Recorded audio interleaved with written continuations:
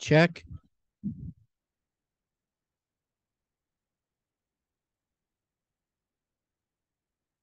Are we on? We are on. Welcome, Rotarians and guests, to the Rotary Club of York.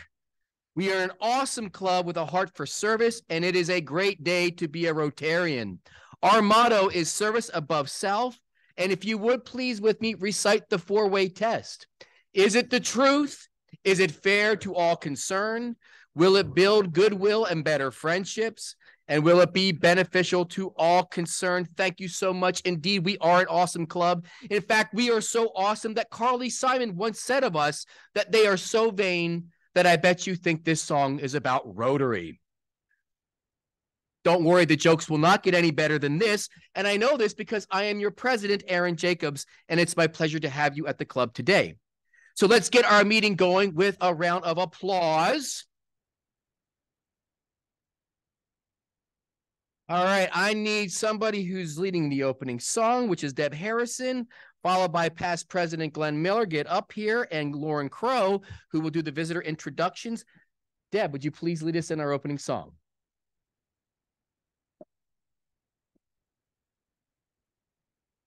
Please join me in singing the Star Spangled Banner. Oh, say, can you see by the dawn's early light what so proudly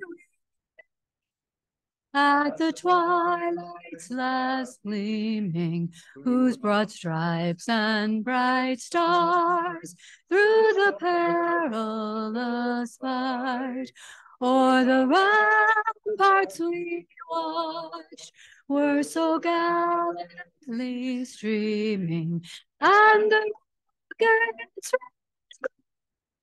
the bombs bursting in, gave proof through the night that our flag was still there. Oh, say does that star-spangled banner o'er the land of free and the home of the brave. I pledge allegiance to the flag of the United States of America and to the republic for which it stands, one nation under God, indivisible, with liberty and justice for all.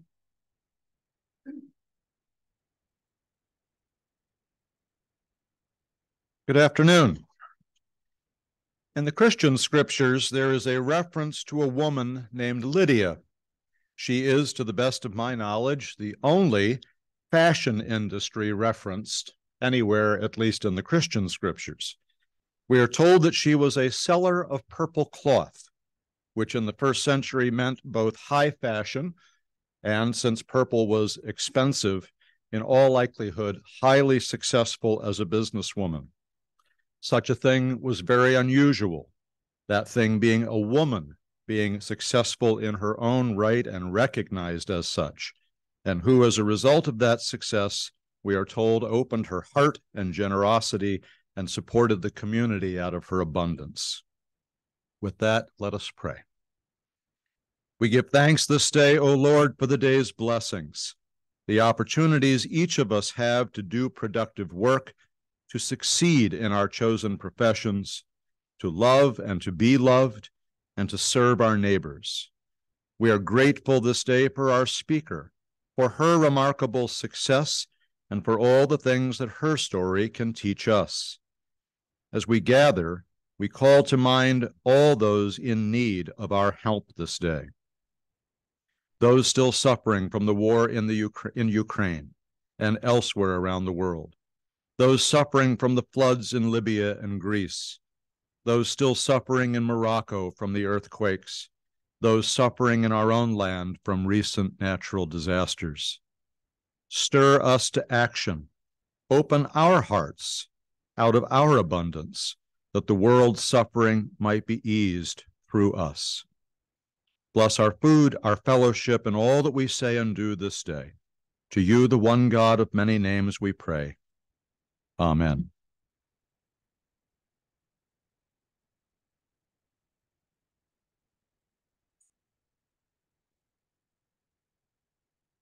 Good afternoon. It's my pleasure today to introduce our guests for the meeting. When I call your name, would you please stand and remain standing until our president has welcomed you? We have two guests of past President John Kleindienst, Emberly Bailey and Ronald Starnes.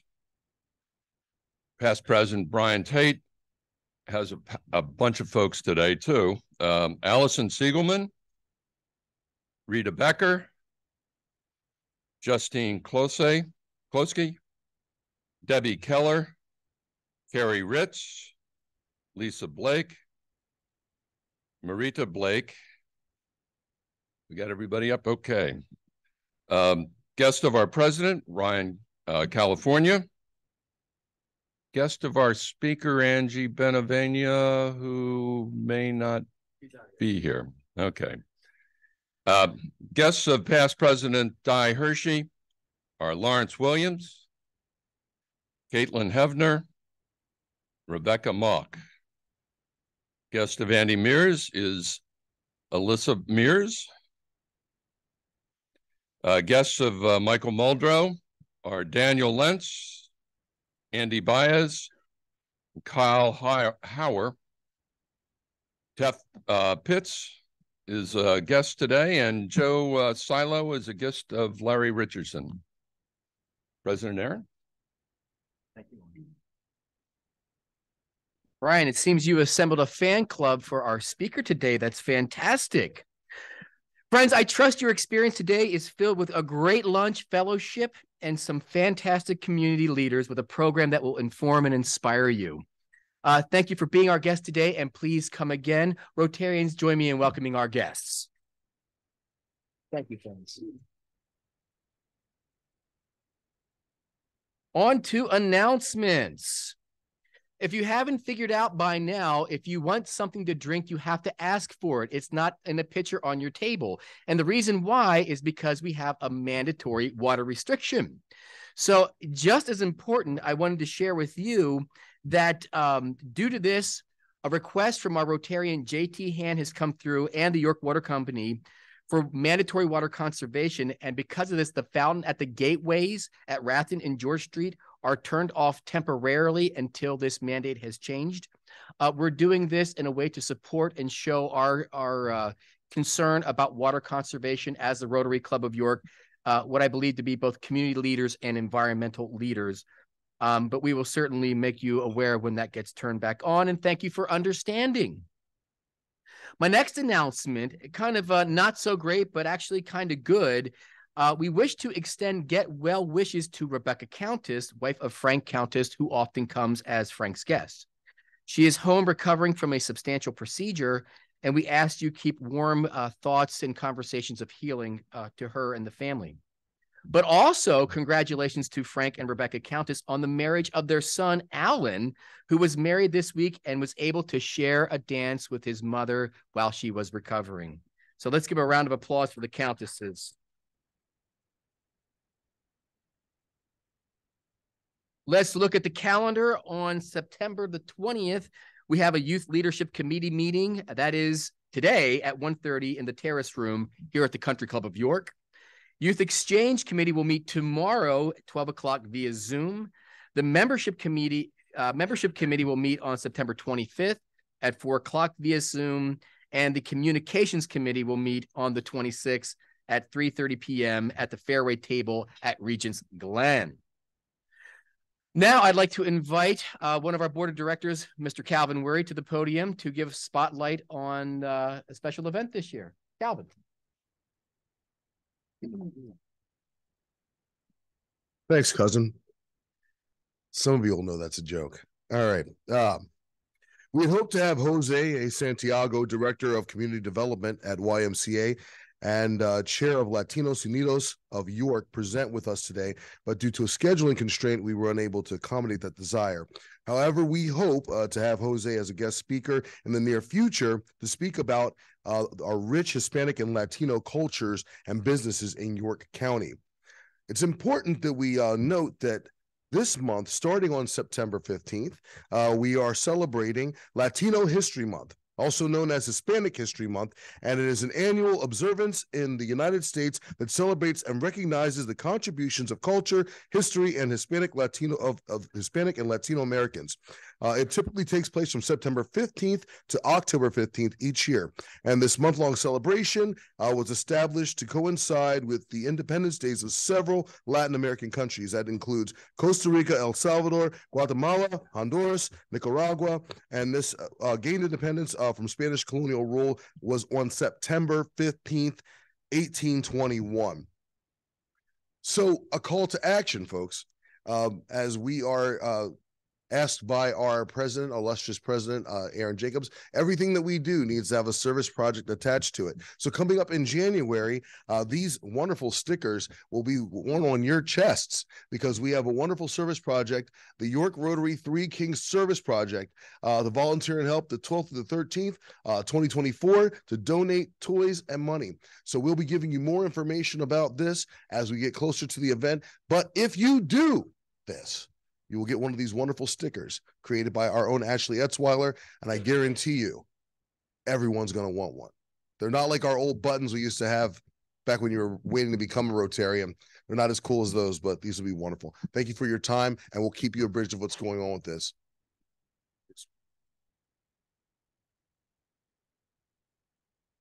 Thank you, Calvin. To our Latino sisters and brothers, we really are excited about this Hispanic Awareness Month and the fact that we as a Rotary Club have a chance to, can you go back to that past slide there, Daniel, to support in this service project. And here's the backstory that Calvin alluded to. It's service above self, gang. There's no secret. I make no bones about this. And when this opportunity came to us to bring to the club, I said, let's do it. But how can we serve the Latino community? And this is a project, I believe, of Jose's that I am pleased to see ties back to the president's challenge, because I challenged two committees to work together to make this a service project for our club. So a round of applause for the Idea Committee and Youth Development Committees for making this happen. Joyce, please give our best wishes to Jose. And now I'd like to invite Joe Stein up to give us an update on Preserve Planet Earth. Joe.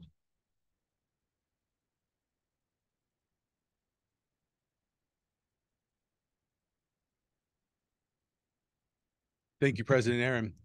Would any PPE members in attendance just raise your hand real quick so folks can identify you? Thank you. I expect to see you all in the next meeting. Some faces don't always attend. In October, on October 14th, the PPE will be doing one of our bi-yearly tree plantings. And this time we're going to have 27 trees to plant. And you may ask, what's the total of 27 trees? Well, it's the number of rounds of applause and bad jokes per meeting. 27. So 28 trees now. Al, I need another tree. No, but see one of those PPE members if you want to participate in our tree planting. We do have a lot of trees that morning. We'll meet 8 a.m. at the intersection of North Broad Street and Philadelphia Street in downtown York. Quick update today on Kiwanis Lake. As you remember, a couple years back, the PPE committee, along with the Rotary Club at large, participated in a major overhaul of that creek, adding fountains and wonderful amenities there. In speaking with Tom Barton this morning, we wanted to just touch on a few things here. So the 3 feet of muck that was in the bottom of the lake has been greatly reduced. We don't have an exact amount. It kind of varies, but that has been disappearing. There's no more invasive plant species. The Canadian geese do continue to be a problem. They produce about as much waste per day as they do in their own body weight. They are a protected species, so you can't just go out there and eradicate them, but they do try to manage that with the appropriate agencies to limit the impact that they have on the lake. There are proposed improvements upstream in Willis Run, all the way up through to Roosevelt Avenue, so that'll help improve the lake of Kiwanis, or improve the quality of Kiwanis Lake in the years to come as well. The Smart Lake aspect is being moved to the high school STEAM program. Edgar Foss Smith will still help, but it is going to move over to York High School, William Penn. The dam control is working well, and the STEAM program itself is looking for business partners as part of an advisory council that meets once a quarter and would participate on Zoom calls with the STEAM students. If you are interested in participating, see Tom Barton for more information. I thank you for your time. President Aaron.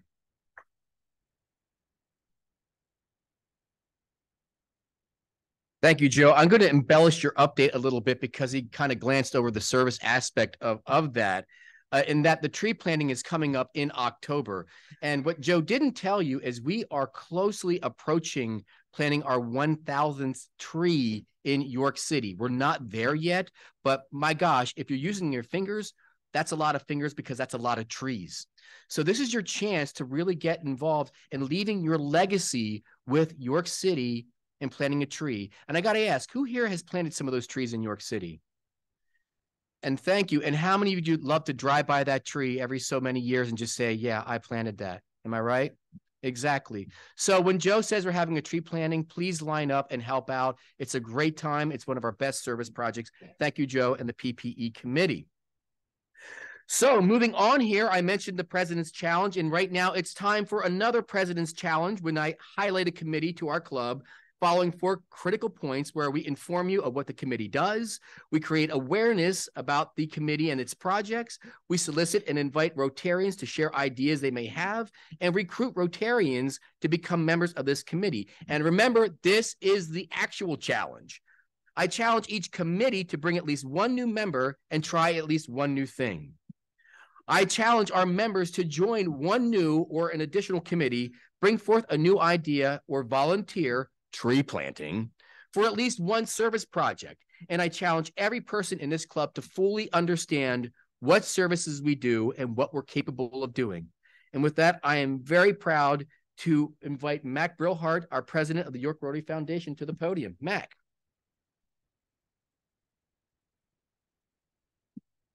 Thank you, President Aaron. I have the distinct honor to highlight what I believe to be the best kept secret in this club, which is the York Rotary Foundation. It's a secret because past President Brian was previously the chair and did not highlight it enough. So the foundation was actually created in 1991 as the club's 501c3 charitable arm and was previously known as the York Rotary Charitable Endowment Fund, which is a mouthful. We've since changed it to the York Rotary Foundation, and there's our new emblem. The foundation is comprised of 5 committees: the investment committee, which oversees roughly $2 million in assets, our fundraising committee, our legacy committee, our grant committee, and our scholarship committee. What do? We raise money and we give it out. When we give it out, we have recent successes as to the Maui Disaster Relief Fund, which we created with over $6,000. We have petitioned the Orphans Court for the Whiteley Scholarship Program. We've rebranded our logo. We have continued to organize grant making and marketing processes. We continue to evaluate the student education programs and highlight legacy giving. If you're a good fit, please consider donating and joining the board. Thank you.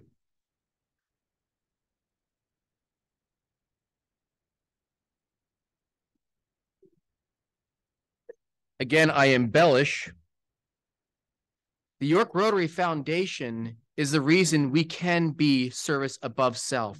Without them, we don't have the resources we need to do all the cool projects we like to do. Now, when it's volunteer, it's just warm bodies, that's one thing, but it takes more than that sometimes. And so for those of you who serve on the foundation, we really appreciate you giving us the resources to bring out service above self. Let's give another round of applause to that committee. And Mac, you called out Brian Tate, past President Brian Tate, right before he takes the stage. So I'd like to invite past President Brian Tate to introduce our wonderful program. Brian.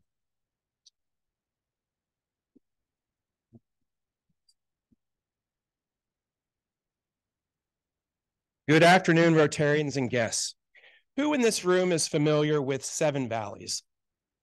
Ah, a room full of people.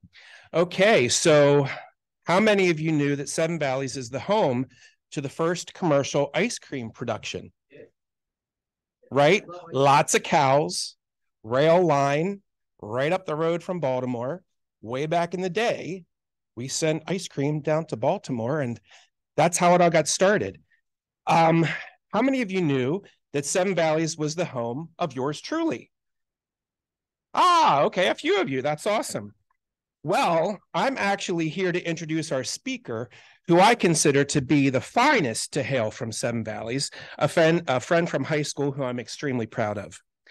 Growing up on a 150-acre dairy farm in Seven Valleys, which probably sent all that ice cream to Baltimore, Kelly Miller McKeown learned the value of hard work, determination, and how to be resourceful. She dreamed about creativity and fashion, but had no access to that world. She designed beautiful clothes in her head as she wore hand-me-downs, further pushing her into a creative zone that would manifest itself into a robust career in her adult life. Fast forward years later, after getting her degree in fashion merchandising from the Art Institute and her fashion design degree from Drexel University, her career took off very quickly. Fresh out of college, within 2 years, she is designing apparel for Olympians for 11 different federations globally. So I'm not talking about just the US gymnastics team. I'm talking about all the teams around the world. That's huge. In her mid-20s, unaccompanied, she went to Russia 4 times to work with the head coaches and athletes for national team and Olympics. Kelly has traveled the world throughout her career and worked with Stella McCartney to create apparel for the UK team at the London Olympics. She's negotiated contracts and worked closely with endorsed athletes, including Simone Biles, Aly Raisman, Laurie Hernandez, Gabby Douglas, Nastia Liukin, Shawn Johnson, and none other than York County native, 2022 NCAA all-around champion, Trinity Thomas. Kelly's role at Quatro Apparel right here in the city of York as president of North American and global sales includes leadership in operations, sales, marketing, design, product development, quality control, warehouse, and customer service. Kelly's words to live by are think big, dream big, live big, give big, and love big. Rotarians and guests, please welcome big Kelly Miller McKeown.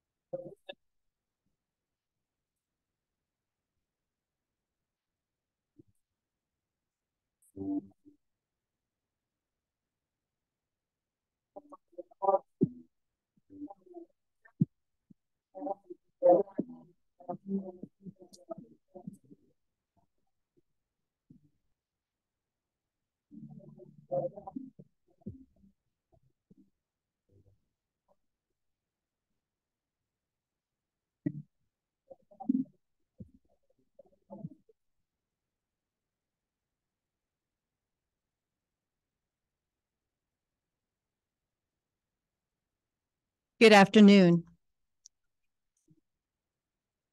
Thank you for such an incredible introduction, Brian. I feel like I don't even need to say anything. You've said a lot.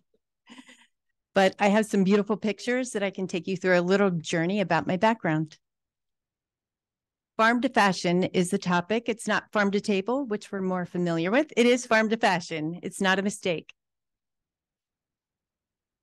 So as Brian mentioned, I grew up in Seven Valleys on a farm, a 150-acre dairy farm, where we were asset rich and cash poor. So I grew up wearing hand-me-downs and trying to hook up things for my older brother, my cousin, you name it. I had very little resources into my creativity, and I absolutely loved fashion and art, but didn't even really understand that. So my friends would go shopping. I couldn't go shopping. We didn't have the money for that.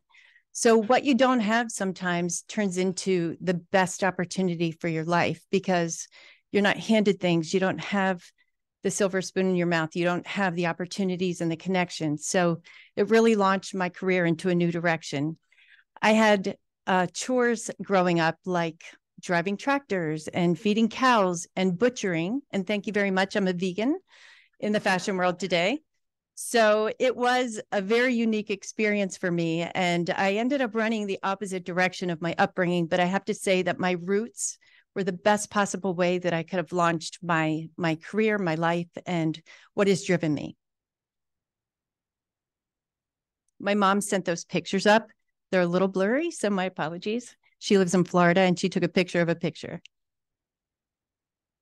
So how did a farm girl from York, Pennsylvania, from Seven Valleys, end up at the Victoria's Secret fashion show as a special VIP guest of Swarovski, who is the largest crystal company in the world? And this was in Paris at the Grand Palais, which is a big museum right in the center of Paris. And Lady Gaga and Bruno Mars and The Weeknd performed just feet away from where I was seated. So before I unpack that story, we're going to start here, where it all began. In 1976, Nastia Liukin was competing at the Olympics in Montreal. And she was the first athlete that won a perfect or earned a perfect 10. I don't want to say won because she did earn it. And I sat probably 3 inches from my grandmother's TV in Dover on her farm, and crisscross applesauce glued to the television, watching Nastia Liukin earn the gold medal. And I was blown away by her beauty, her elegance. She was exquisite. She was athletic. She was so many things that I just loved. And then years later, we became friends, industry friends. And in 2017, I was able to be in Montreal at World Championships at a party celebrating with her from 41 years earlier, being able to earn that gold medal. I have a few other really great stories with Nastia. I don't want to take up too much time, but I was told, so I might interject a story here. We were in Acapulco together at an international competition, and a billionaire that owns Televisa, who was a former owner, had his pilot take us on a helicopter ride along, swooping around the cliffs and the ocean. And I got to do that with Nastia Liukin, which was very special. Another story was we were able to attend a party in Belgium at a World Championships, and it was in a castle. And my favorite story probably with Nastia is that I used to sit at the production table at the national events for USA and sit there with my endorsed athletes and the coaches and the federation heads. And people would come down between rotations and ask Nastia, or not Nastia, people would come down and ask Gabby Douglas if they were sitting with me, or Aly Raisman, can I have your autograph? Well, they thought I was Nastia. And depending on how I did my hair over the years, and I wouldn't look because I am not Nastia. So through that experience, people would come down and say, Nastia, Nastia. And then I was told, they think you are Nastia. And I would stand up and go, no, I'm not Nastia. But they couldn't hear me. They thought I was just saying, no, I'm not going to give you an autograph. So I told Nastia, and she told me that I have permission from now on to sign her autograph. So my second job, but the first one that I'm going to talk about today, was with Perform Group, which is a company that was called Thai Industries back in the day and was owned by Thai King. And I have to say that this was the most incredible start to my career. We had curtain call dance costumes as one of the divisions. We were the biggest in the world in designing and manufacturing dance costumes. And then Alpha Factor was our gymnastics division, and we were the second biggest in the world. But fortunately for me, during that time that I was there, we had a licensing partnership with Reebok. And I was put out right in front in my young 20s to travel all over the world and design for different countries for the Olympics.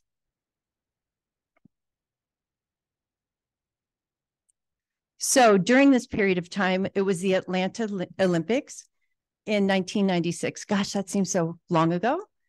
But the pictures here, the designs that I created for the Olympics for the USA, This is historically the very first time ever in history that the USA won the gold medal. And they won the gold medal in my designs, which was an incredible time for me. Thank you.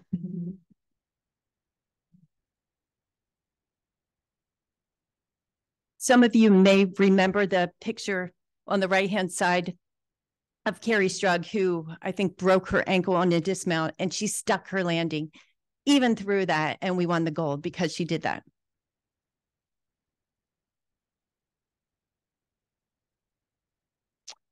And I have to give a little bit of time to this because here I am in my young 20s. The Cold War in Russia ended in 1991. And here I am saying, I'll go. And I'm in Russia by myself, no other people accompanying me. And I'm over there designing for the Russian Olympic teams. This picture is so iconic, or both of these really.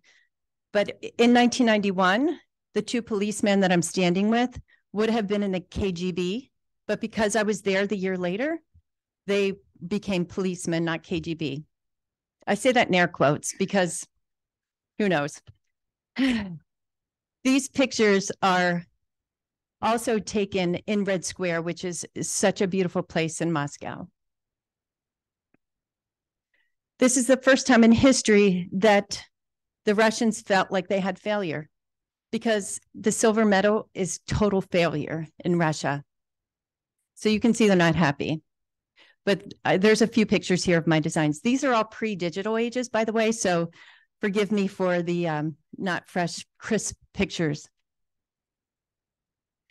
So I'm just going to recap a little bit on Russia. 2018 was my 8th and last time that I had been in Russia working with the national team. And it may be the last time I ever in my lifetime get to go to Russia, given how things are today. I'm not going to say it won't get better, but I wanted to share a few pictures here because it is such a beautiful place. And Red Square in Moscow is really exquisite. I've seen so much change over the years from my earlier years to my most recent visit there. It snowed 3 feet on my last trip there, which was pretty fun to take a dog for a walk in a Russian outfit. And while there, this is just very random, but while there, I posted a Facebook picture and my cousin texted me and said, "Are you here?" And I said, "Where do you mean am I here? I'm in Moscow." And she said, "Oh, I'm here. I'm dancing at the Bolshoi." So I was able to have lunch with her while I was there in this last trip. All right, so we're going to pivot here. My target audience throughout my career began with young girls, and then guess what? It turned into old men. At least it felt that way, given where I was in my life. I was in my 20s. So Zero Restriction Golf Outerwear was such an iconic, incredible company here in York, Pennsylvania. It was founded, and my office was in Hellam in a little factory building. But we did the coolest stuff. We had patented features on our outerwear, and it was actually to a golfer considered equipment because when you did your golf swing, you had the full range of motion during not great weather. So the first Ryder Cup that I was able to design for was with Ben Crenshaw, and I worked with Ben and Julie Crenshaw because the wives actually get to be outfitted in full gear at the Ryder Cup. And the next year was intended to be 2001, but because of 9/11, it was postponed until 2002. And I was able to work with Curtis Strange and Sarah Strange to outfit them for the Ryder Cup for that year.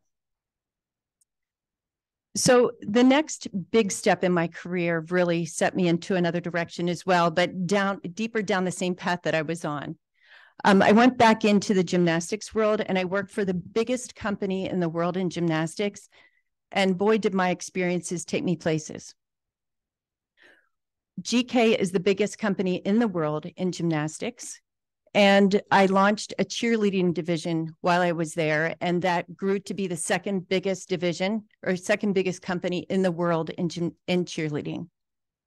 I put Simone Biles up here because our DNA was choice of champions because we signed all the Olympians. We outfitted the Olympians. And Simone Biles is the most successful athlete in the history of the world in the sport of gymnastics. And it was an athlete that I signed while I was there. Some of the licensing partnerships during my tenure there included working with Adidas, Under Armour, Cirque Du Soleil, Disney, Barbie, and Supergirl. So partnering with Adidas for the 2012 Olympics was pretty exciting. You can see the range of outfits. We won the gold, of course. And Gabby Douglas was the all-around champion that year, and she came out of the woodwork. In March of that year, in 2012, she was starting to be discovered, and in July, she won the all-around Olympics. So she peaked at the perfect time.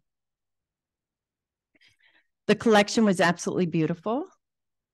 And I oversaw 25 designers on the team. At this point, I'm in a leadership role as the chief design officer and the EVP of corporate relations. So I did everything that I loved there. I was leading all creative aspects of this company with over 400 employees, and also any kind of contract, any kind of negotiation, high profile connections is what I drove and served.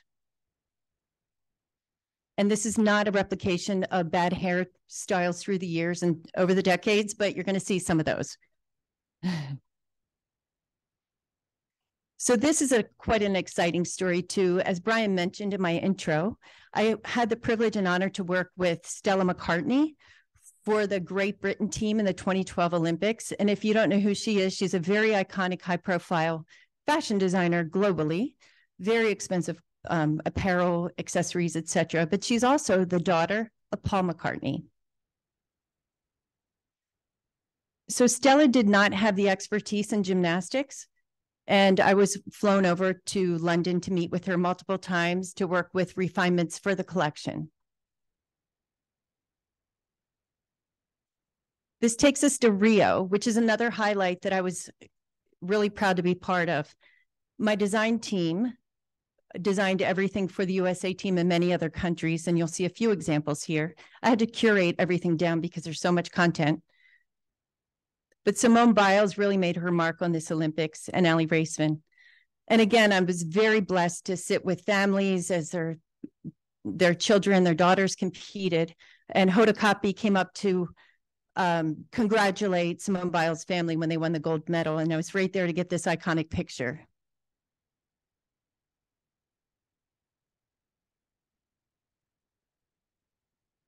So I had to put a Barbie picture in here because everybody probably, or many people in here probably have seen the Barbie movie. On the right-hand side, that's Gabby Douglas's grandma holding up her Barbie in the Rio Olympics. She had a licensing agreement, so I was able to work with Mattel on the Barbie licensing because we used a replica design of her leotard that we created for her Barbie. Another country that is near and dear to my heart is the Netherlands. Working with the Dutch athletes was so much fun. They're just great people with a great spirit. And on the right-hand side, you see Sanne Weaver, who is an athlete that actually beat Simone Biles at the Rio Olympics. She won the gold medal in beam.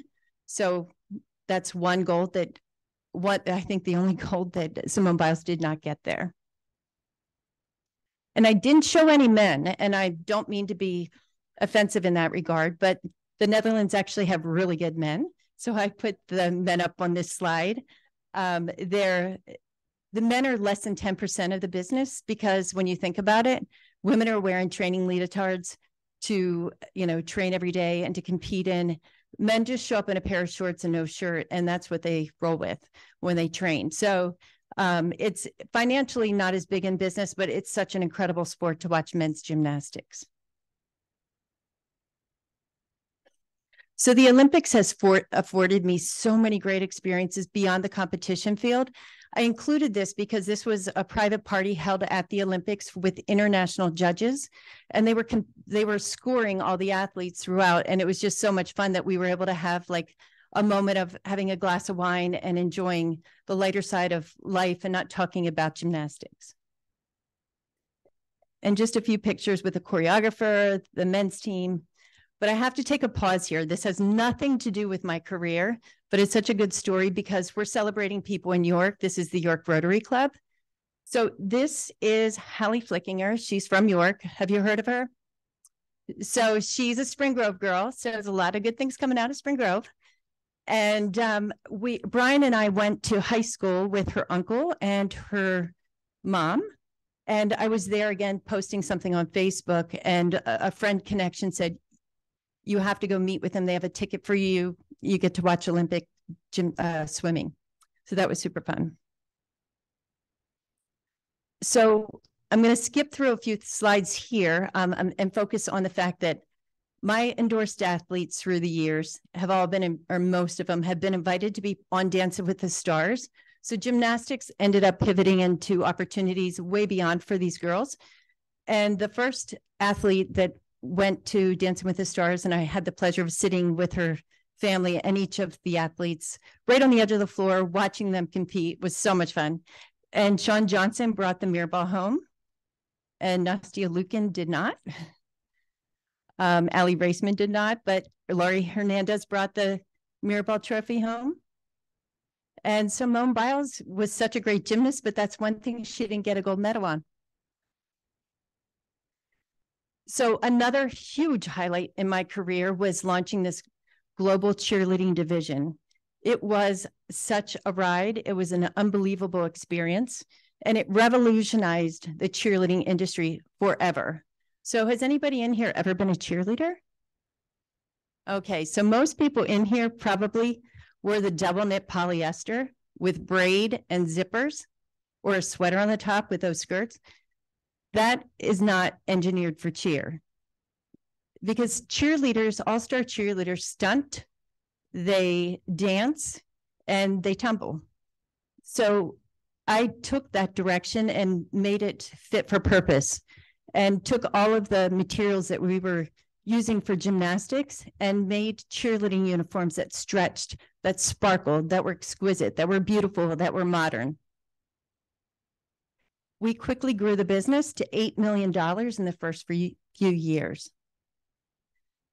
I did pull a few all-nighters doing that.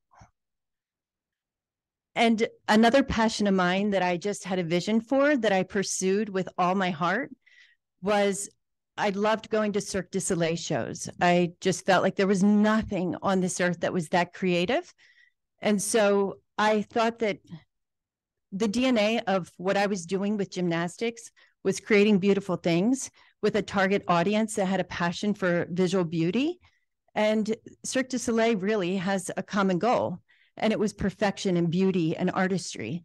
So I created a proposal and I sent it to 3 different executives at Cirque Du Soleil, and randomly they all went to different people throughout the company in Montreal at the headquarters. And I got multiple phone calls saying, we'd like to talk to you. And then when I showed up, I was able to share that I had multiple different conversations with different people there, but I was just trying to find my foot in the door, and they really bid on that.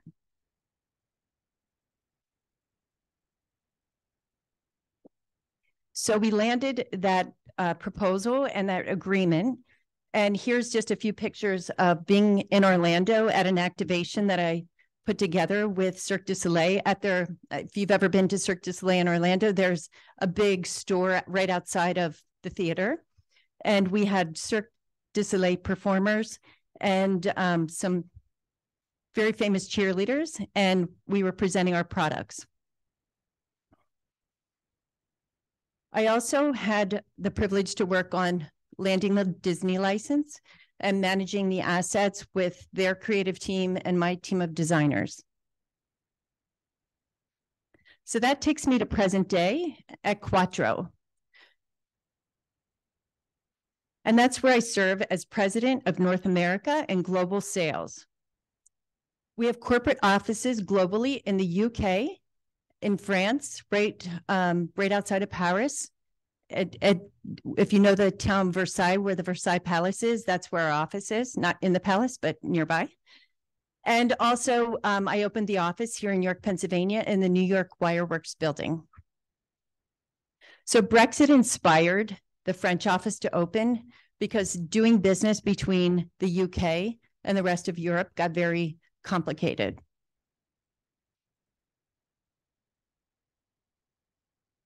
So this is not our corporate office in Swansea, but this is the town that our office is in. These are castle ruins. And I share this here because when I get to go back to headquarters, it's so beautiful and so fun and so different to go to a town that's this historic and this old and beautiful. So Quatro is one of the fastest growing performance and training leotard brands in the entire world. We're trusted by this list of federations that we have outfitted for the Olympics, for national teams, international competitions, and anything in between.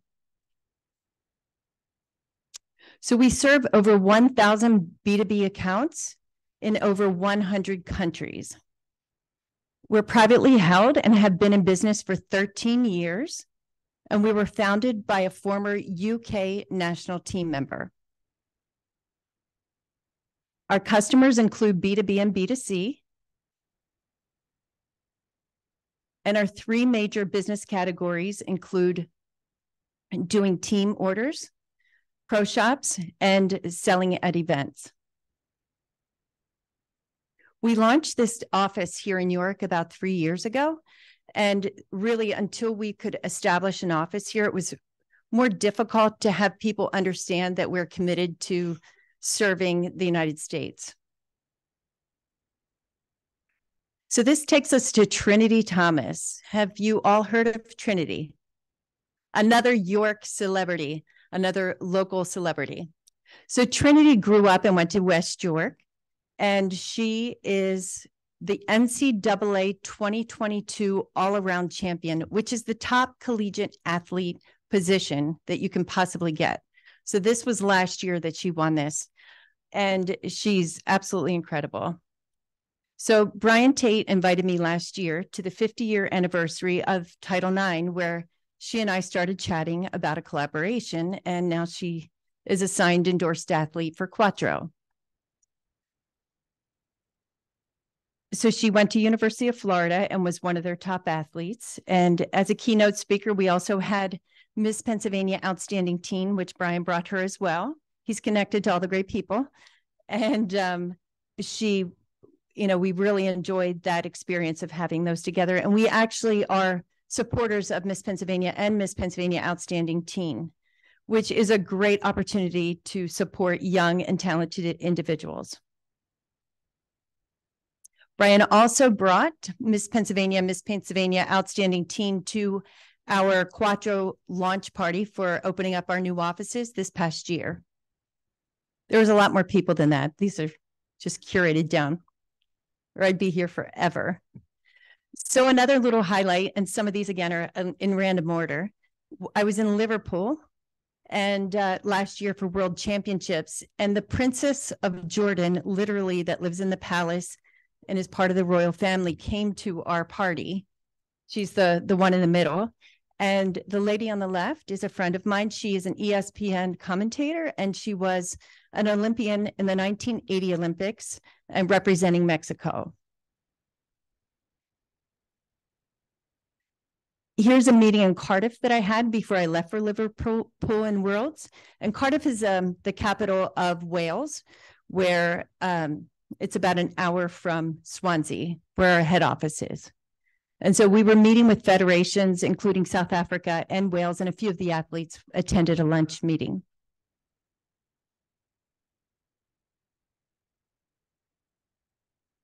So another aspect of a visual company has to be photo shoots, because you have to market and sell your products. So I've had the privilege over my career to do photo shoots all over the world. And I just shared a few examples here. This was a photo shoot I did in Houston, and a picture from Auburn University, Tampa, Florida, and Liverpool. Here's an example of an activation we did at Olympic Trials in 2021 in St. Louis, Missouri, where we had Jordan Child's mom there who wrote a book about her through her gymnastics journey. And Jordan was on the Olympic team on the previous Olympics, is trying to get on the Olympic team for this next Olympics. She's in the banner on the left-hand side. But the girls, I love this picture because the girls seated listening to her talk and share her experience are all contenders for the next Olympics in Paris. So this is a few years ago. And if, depending on how they peak, like Gabby Douglas did back in the 2012 games, we could see one of them on the Olympic team. So in closure, farm to fashion, what does that mean? I think I was able to give you a little bit of a foundation of what that journey was like for me. I put together some words here in a word cluster that have really driven me and who I am, from starting on a farm, learning the work ethic, hard work, determination, being resourceful, and how that ties into leadership and building your team out. So I didn't share the nuts and bolts of spreadsheets and graphs, which I could bore you all to death with, but that is the day-to-day business that leads to the success, that leads to the highlights that I was able to share with you today with the journey of my career. Any questions?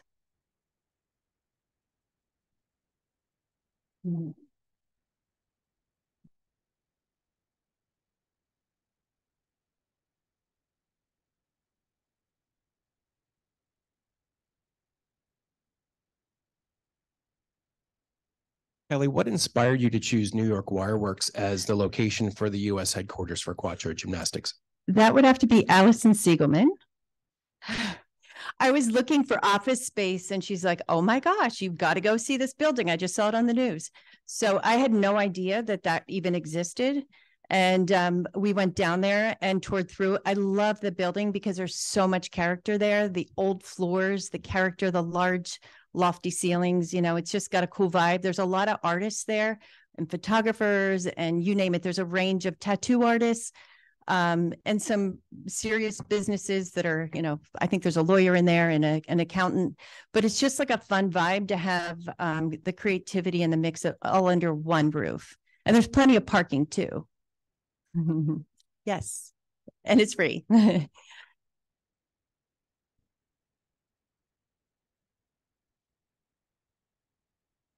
Thank you very much. Your presentation was wonderful. Question. Yes. As you went farm to fashion, there are a number of students that we have in York City and York County who I'm sure would like to go from wherever they are to fashion. Mm-hmm. Is there some sort of outreach or connection with students locally to help them achieve that? Do you have any connection with any of the students locally? I don't, but I would certainly be interested in inspiring that or being a connection or a resource for that. I'm sorry, I forget your name from your college, the entrepreneur, Penn State York, the entrepreneur group over here. We chatted a few minutes before. Obviously, that is something that I would have benefited from, but I found my way anyway. But for some people, I do believe that would be a great stepping stone to get into that direction.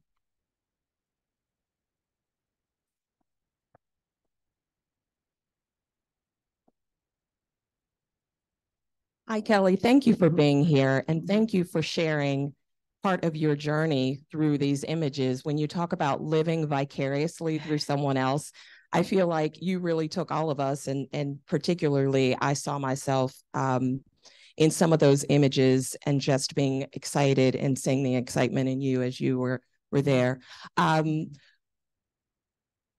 I know that you weren't in the position as the coach of some of these young athletes, but certainly close enough to them to get to know them personally. And I just wonder if there were times where you were in a position where you felt the need or the opportunity to share some words of wisdom with them, guidance with them. I see in the word cloud, visionary, bold, humble. Can you share maybe a little bit of a window into an opportunity that you had to maybe mentor some of these young women?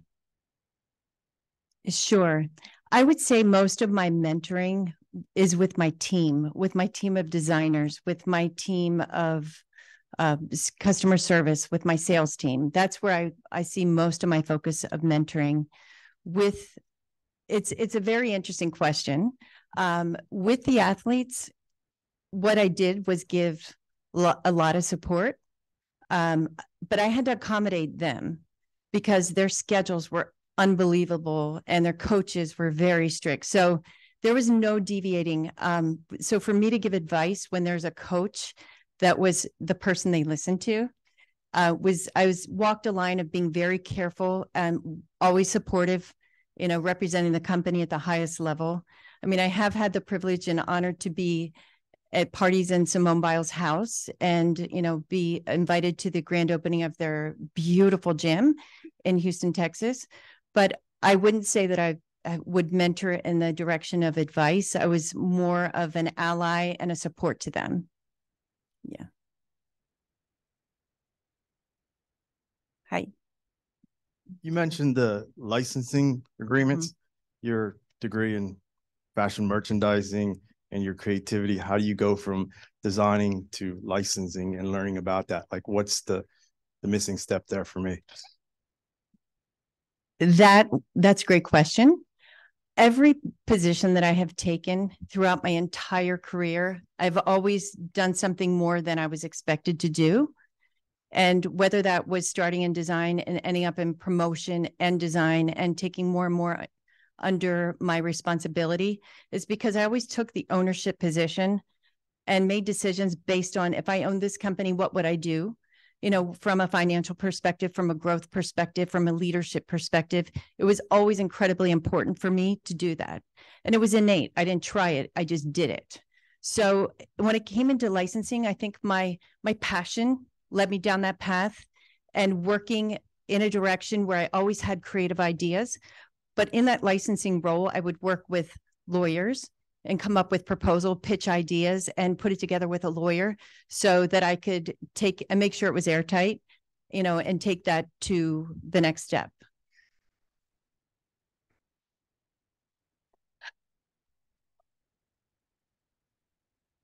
Kelly, I've seen Kelly morph into so many different forms since our friendship began over 25 years ago, through our sons becoming friends in Montessori.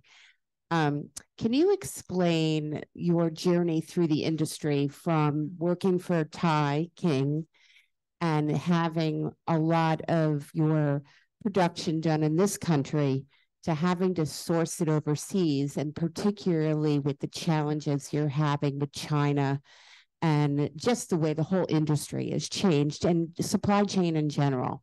Right. Of course, my friend Allison Siegelman is not going to give me a softball question. No, it is Rotary. And I do share things like this with my close friends because these are real things. Gosh, it's a loaded question because I could go in so many directions. What I did love is starting my career working for Ty King, where I could walk out onto that production floor and look at something being made, or if there was an issue with why did you do it that way, and it got through to the production floor, I could walk out there and I could be scolded by the supervisor saying, don't do that again. Because, construction and mapping out how you engineer and put something together really matters.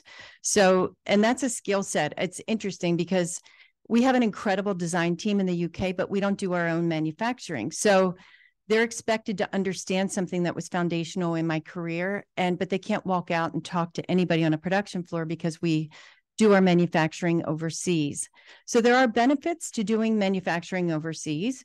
You don't have the overhead, which is incredible. I mean, when you look at your cost sheet, it's a lot. But you also don't have the same access and control over your product. So there's a lot of communication that has to happen in the mix to manage that. But during COVID, wow, that was really, really difficult because, you're bringing things in from other countries and maybe the country's shut down because everybody has COVID, and the global supply chain was insane. And so, our stuff was stuck on vessels out in the sea. We couldn't get product that was due to be at a competition. So we had a few bumpy years. My 3 years here have been filled with all kinds of exciting times and also some challenges that have helped me to grow as a person and to be creative at problem solving. really reaching out to customers to get compassion. But it wasn't just our company. Every one of our competitors were going through global supply chain issues because we're not necessarily the provider of raw materials for the fashion industry or for the apparel industry here in this country. There are some places that do it, but so much of what we get is from overseas. So everybody in the industry was impacted by that.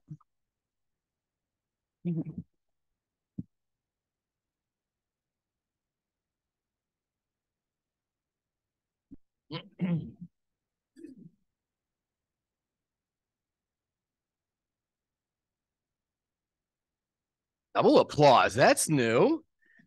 Well, I did say earlier that our program today would inform and inspire you. And Kelly, your story was Olympic, both figuratively and literally. You make following your passion for fashion from the farm to around the world look easy, but I bet that wasn't always so. And I think a lot of us in this room can relate to that. But you inspire us to continue to follow our passion for service as community leaders. And we thank you for sharing your story with us today. Let's give her another round of applause. In honor of Kelly's program, we are donating the book, I Am Martin Luther King Jr. by Brad Meltzer. We donated to the Davis Elementary in the school district of the city of York, along with a bookmark made by students at Creative York. And if you thought today's program was great, you got to come back next week because here's a really good one. Next week, we're going to hear from Nick Gilson. Nick is the founder and CEO of Gilson Snow, a premium manufacturer of snowboards and skis located in Pennsylvania. He graduated in 2011 from Johns Hopkins University and taught middle school science in Nashville before launching the company out of the classroom. Gilson Snow has entered into deals with NHL, MLB, AC/DC, Pink Floyd, and Slayer. And I have to insert this. I never thought in my life that I would be evoking the name of the band Slayer from the podium at Rotary. But here we are. Nick and Gilson Snow have an intense focus on responsible U.S. manufacturing, tight supply chains, taking care of their people, and telling meaningful, content-driven stories. Nick will be speaking on the importance of failure and adversity through the lens of building a business from the classroom to a cabin in the woods to a global brand. And with that, my friends, this meeting is adjourned.